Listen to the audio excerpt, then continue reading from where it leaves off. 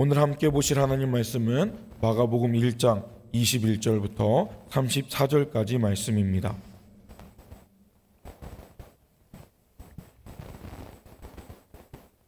마가복음 1장 21절부터 34절까지 말씀 한 줄씩 읽겠습니다. 그들이 가버나움에 들어가니라. 예수께서 곧 안식일에 회당에 들어가 가르치시매 무릇 사람이 그의 교훈에 놀라니 이는 그가 가르치는 것이 공인자와 같고 서기관들과 같지 아니함일러라. 마침 그들의 회당에 더러운 귀신 들린 사람이 있어 소리질러 이르되 나사렛 예수여, 우리가 당신과 무슨 상관이 있나이까? 우리를 멸하러 왔나이까? 나는 당신이 누구인 줄 아노니 하나님의 거룩한 자니이다. 예수께서 꾸짖어 이르시되 잠잠하고 그 사람에게서 나오라 하시니 더러운 귀신이 그 사람에게 경련을 일으키고 큰 소리를 지르며 나오는지라. 다 놀라 서로 물어 이르되 이는 어찌미냐? 권위 있는 새 교훈이로다. 더러운 귀신들에게 명한즉 순종하는도다 하더라. 예수의 소문이 곧 온 갈릴리 사방에 퍼지더라. 회당에서 나와 곧 야고보와 요한과 함께 시몬과 안드레의 집에 들어가시니 시몬의 장모가 열병으로 누워 있는지라. 사람들이 곧 그 여자에 대하여 예수께 여짜온대 나아가사 그 손을 잡아 일으키시니 열병이 떠나고 여자가 그들에게 수종드니라. 저물어 해 질 때에 모든 병자와 귀신 들린 자를 예수께 데려오니 온 동네가 그 문 앞에 모였더라. 예수께서 각종 병이 든 많은 사람을 고치시며 많은 귀신을 내쫓으시되 귀신이 자기를 알므로 그 말하는 것을 허락하지 아니하시니라. 아멘. 귀한 새벽 나오신 분들 너무 감사합니다. 되게 맛있는 것들 많이 드셨나요? 그리고 명절에 주의할 것들은 살찌지 않는 것이라고 생각됩니다. 네, 잘 드셔서 건강 유지하시길 바랍니다. 우리는 예수님의 생애를 기록한 두 번째 복음서인 마가복음의 말씀을 읽어나가고 있습니다. 각기 4명의 저자에 의해 예수님의 생애가 기록되었는데요. 예수님의 공생의 사역을 더욱 입체적으로 우리에게 보이게 하는 역할들을 이 4복음서가 감당하고 있습니다. 그 중에 우리는 이 마가복음을 통하여서 종으로 이 땅에 오신 그 예수님에 대해서 우리는 읽어나가고 있습니다. 마가복음의 저자 마가입니다. 이 마가는 어떤 사람일까요? 우리는 신약 성경 곳곳에서 그에 대한 기록들을 발견할 수 있습니다. 그는 부유한 가문의 출신이었습니다. 그의 어머니 마리아는 예수님의 조력자였고 또 오순절에 성령 강림 사건이 있었던 그 다락방이 이 마가의 집에서 이루어진 사건이었습니다. 그리고 이 마가는 바나바의 생질이어서 바울의 1차 선교 여행에 동행하였던 자였습니다. 하지만 선교 여행 중에 예루살렘으로 돌아간 일 때문에 사도 바울과 사이가 조금 멀어졌으나 결국 복음을 전하는 동역자들로 협력하게 되었음을 성경은 말합니다. 마가는 베드로의 제자였습니다. 그래서 베드로의 전도 여행에 동행하면서 통역하는 역할을 감당했다라고도 이야기하는데요. 그래서 그는 그 누구보다 베드로를 통해 예수님에 대해 자세히 들을 수 있었습니다. 그래서 마가복음은 베드로의 복음이다라는 별명을 가지고 있기도 합니다. 우리가 이 마가복음을 읽어가는 시간을 통하여서 우리에게 마가가 전해주는 예수님의 이야기에 귀 기울이는 시간이 되길 원합니다. 그래서 우리를 섬기기 위해 종으로 오신 예수님을 깊이 묵상하는 시간이 되길 원합니다. 다른 복음서들과 다르게 마가복음은 비교적 예수님의 사역 이야기로 바로 시작합니다. 오늘 내용은 예수님의 공생애의 목적과 그 특징을 보여주는 귀한 사건인데요. 그것은 바로 가르치시고 치유하시는 예수님에 대해서 기록합니다. 예수님께서 이 땅에 오신 이유는 우리에게 하나님 나라의 복음을 가르쳐 주시기 위함이었습니다.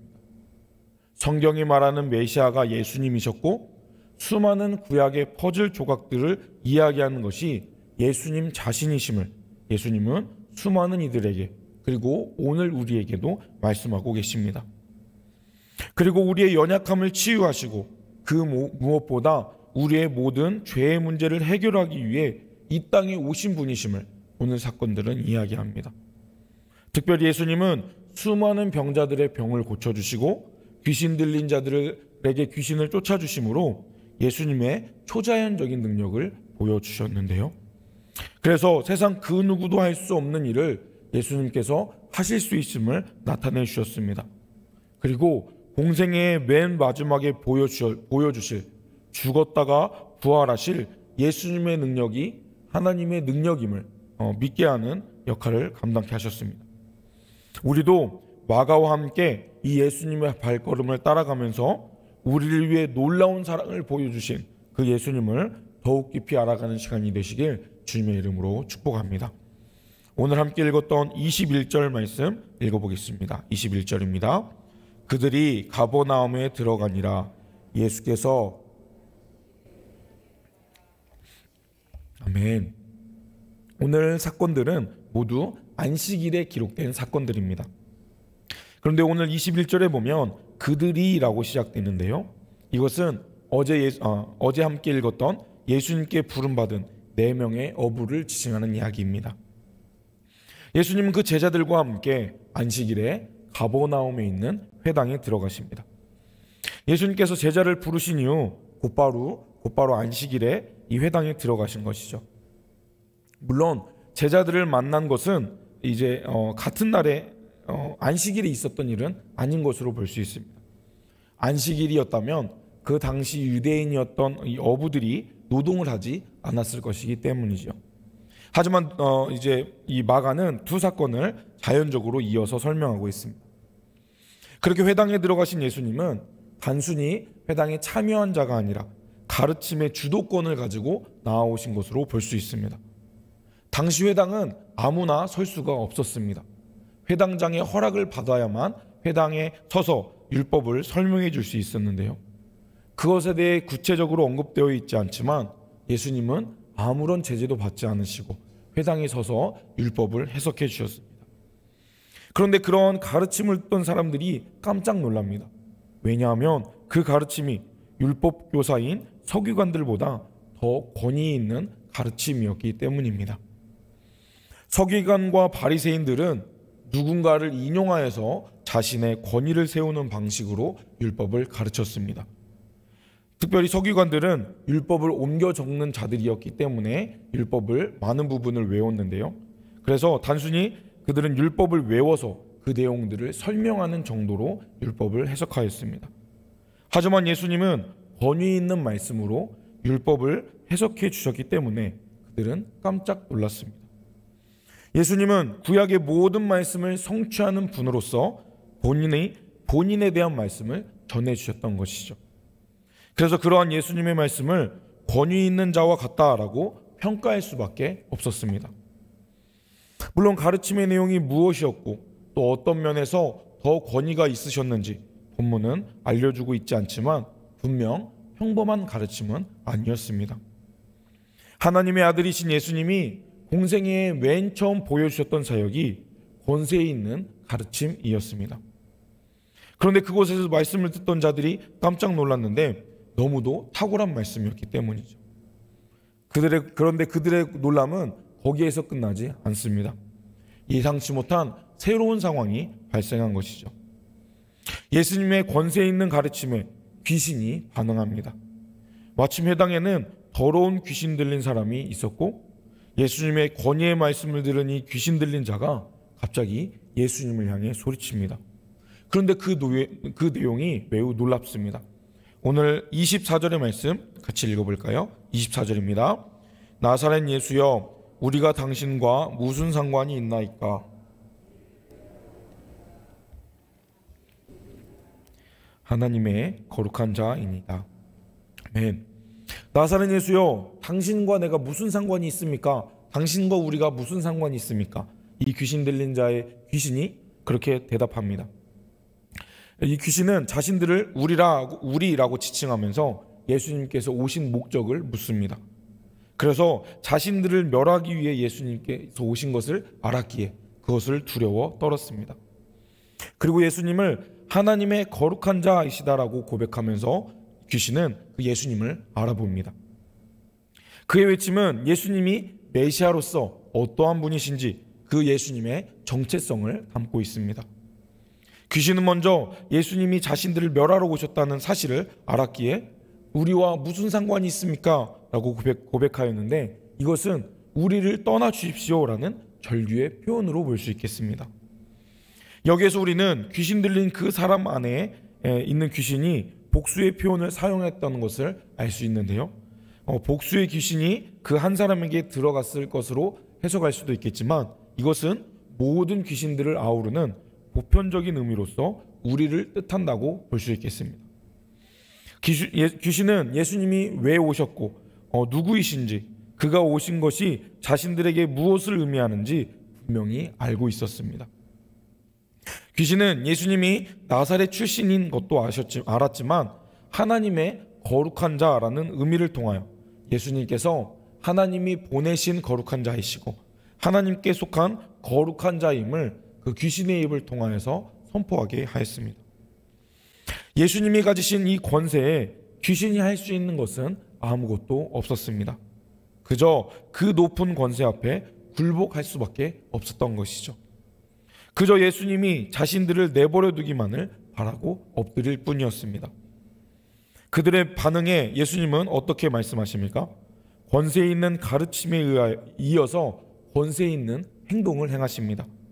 25절에 예수님은 그 귀신에게 꾸짖으시며 잠잠하고 나오라고 명령하십니다. 예수님은 공생의 기간 동안 귀신 쫓는 사역을 많이 감당하셨습니다. 공생애 동안 예수님이 행하신 핵심 사역은 4가지로 구분할 수 있겠는데요. 복음 전파, 가르침, 그리고 병 고침과 이러한 귀신을 내쫓는 축사 사역이었습니다. 예수님께서 가지신 권세로 귀신을 꾸짖으시고 굴복시키셨습니다.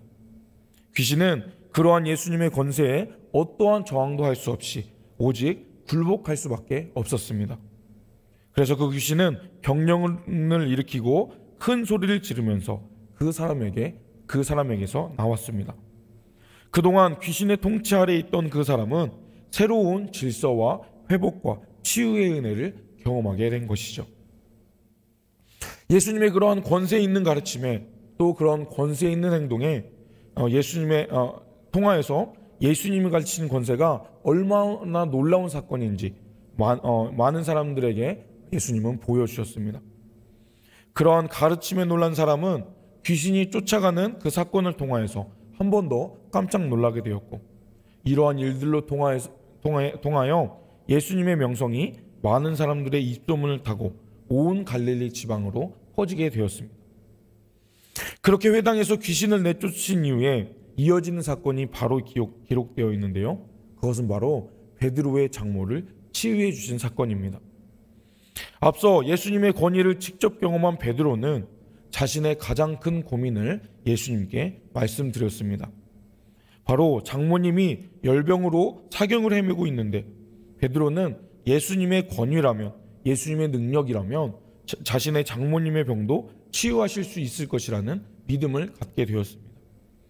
그래서 베드로는 예수님을 자신의 집으로 초대하였고, 예수님은 야고보와 요한과 함께 시몬과 안드레의 집에 방문하십니다. 앞서서 공적인 공간인 회당에 들어가신 예수님께서 이제는 사적인 공간인 이 시몬의 집에 들어가십니다. 공적인 공간에서 귀신을 쫓으신 예수님께서 사적인 공간에서 병자를 치유해 주신 것이죠. 이제 그 집에 들어가 보니 시몬 베드로의 장모가 열병에 걸려서 누워있는 것을 보십니다. 열병은 정도에 따라 정도가 심하겠지만 이 베드로의 장모의 열병은 위중한 것으로 보입니다. 그래서 사람들이 예수님이 오시자마자 곧 그 여자의 상태에 대해 예수님께 말씀드렸기 때문입니다. 그들의 질문에 예수님은 즉각적으로 반응하십니다. 31절의 말씀 읽어볼까요? 31절입니다. 나아가 그 손을 잡아 일으키시니 열병이 떠나고 수종드니라. 아멘. 예수님은 나아가사 그녀에게 가까이 다가가심으로 손을 잡아 그 누워있던 그녀를 일으켜 주십니다. 그랬더니 그녀가 들었던 이 열병이 떠나가게 되었고 그녀는 예수님을 영접합니다. 베드로의 장모를 치유하신 이 사건은 마태, 마가, 누가 세 공관복음에 기록되어 있는데요. 그런데 재미있게도 세 기록 모두 이 열병을 의인화시켜서 열병이 떠나갔다라고 기록하고 있습니다. 이 사건은 베드로에게 뿐만 아니라 제자들에게 큰 의미가 있었던 사건이었습니다. 이제 베드로는 예수님을 따르기 위해 생업을 내려놓을 것입니다.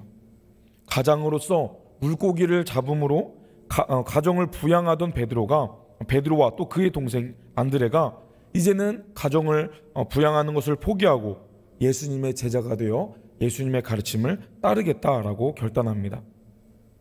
가족들의 입장에서 그 걱정되는 부분도 많이 있었겠지만 이렇게 베드로의 장모의 열병을 치유하심으로 예수님을 따르는 것이 생업보다 더 귀한 것임을 제자들은 이해할 수 있었을 것입니다.